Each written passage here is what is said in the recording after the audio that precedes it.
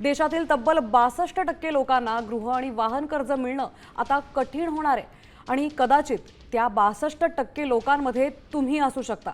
जर तुमचा CIBIL score कमी असेल तर तुम्हाला कर्ज मिळण्यास कठीण होणार आहे। प्रामुख्याने 730 पेक्षा कमी सिबिल स्कोअर असणाऱ्यांना याचा मोठा फटका बसणार आहे।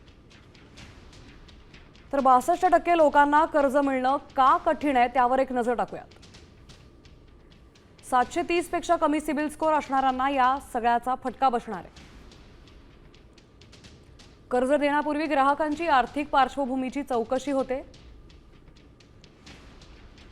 सलग 2 हप्ते चुकवल्यास बँकांवर 12 पट बोजा वाढतो। त्यामुळे बँका प्रत्येक ग्राहकाला सहज कर्ज देण्याची जोखीम पत्करणार नाहीत।